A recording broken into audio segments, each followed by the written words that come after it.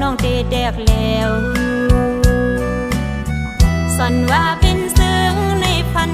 ห้อยเสียบนางตีสายดอนพักฝัน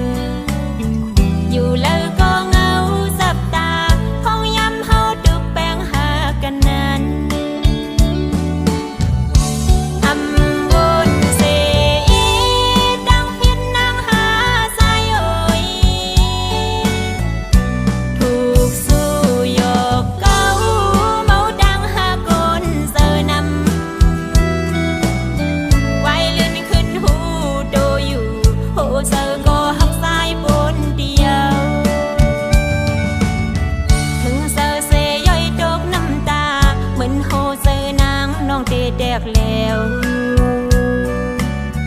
สันว่าเป็นซึ้งในพันห้อยเสียบนางตีสายดอนพักฝัน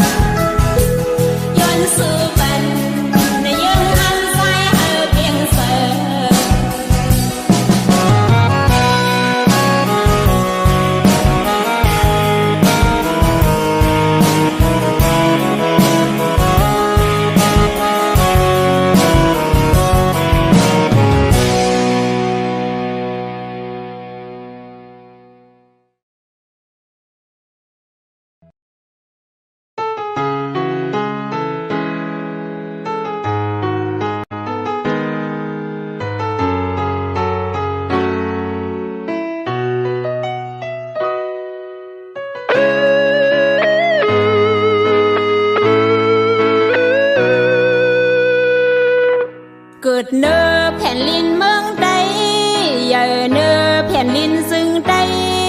มาเสมมือเล็กมือแรงเยาถึงมือเลี้ยวสู่เก่าเขาหาก็อย่ามาเยากุ้งมุนทมเงาป่อแม่ไปไล่เดือนคื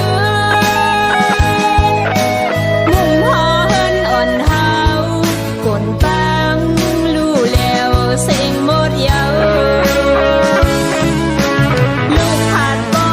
ป่อผัดแม่พี่น้องไล่ผัดกันเฮินเย่เสือยามเศร้าเมืองเฮาอันยังอยู่ปูหมดนายเฮาเฮ็ดปันไว้อำถูกลีเป็นกุนเสือผู้เข็นกำมาลือเศร้าว่าคือได้ลงเฮากุมเพดังกันเป็นบอดโดกบอดออกบอดของบอดสันหือ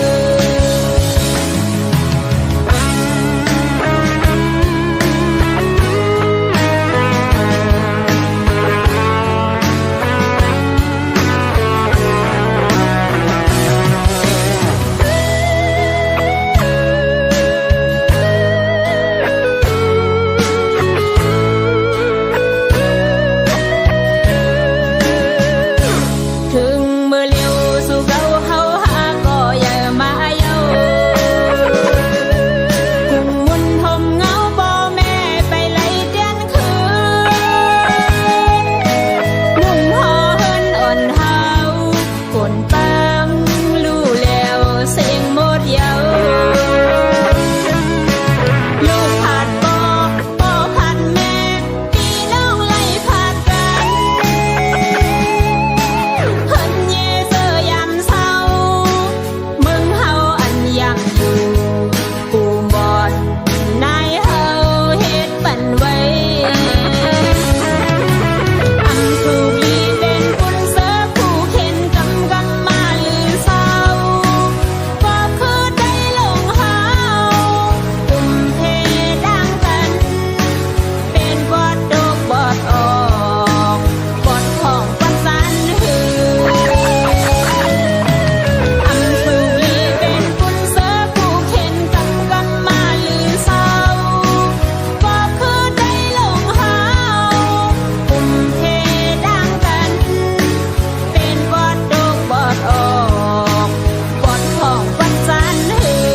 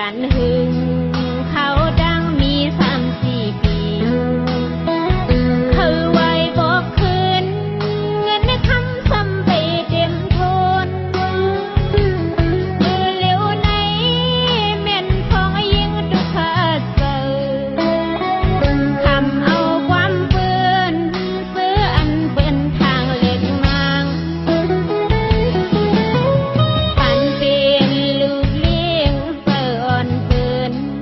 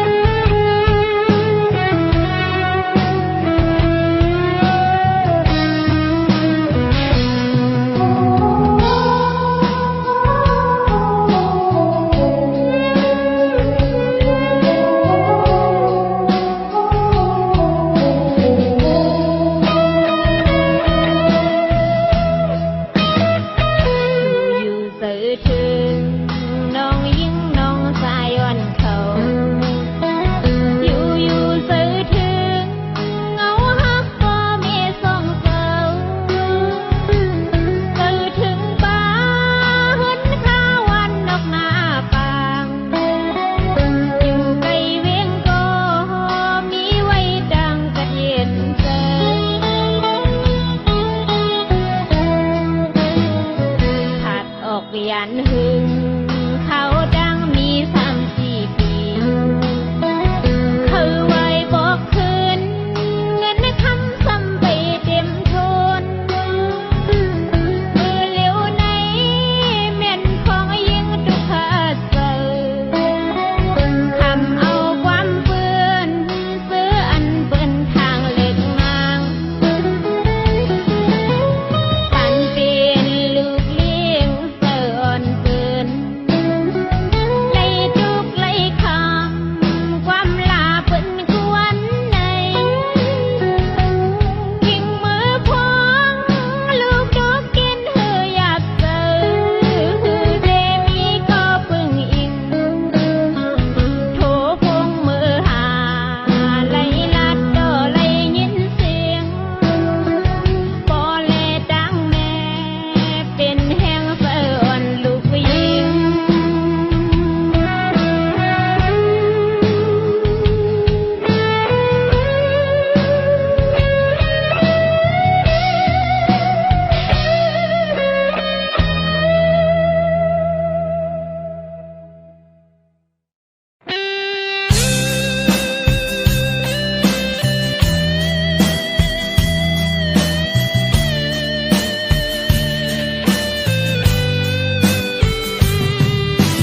มองลังยันโกเมสายสี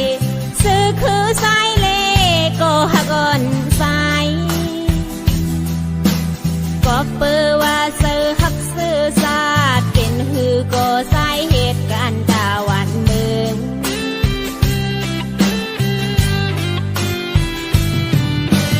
เด็กคันซื้อทุกกินกะฮือเส้นดังสายนั้นสายวิยาโก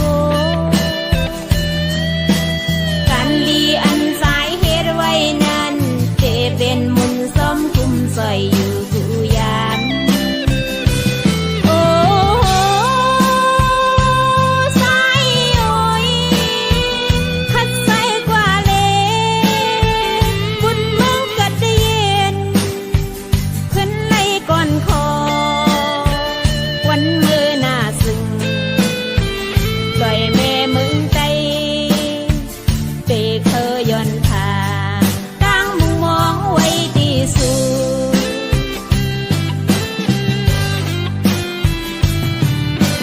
เอาโหเสือห้องความใจสิตบมือบันแหงสายก็หาหนุยสั่งว่าสายเลยยินเยาซึ่งเคยปีขึ้นเลยวนปองยิงสาวแต่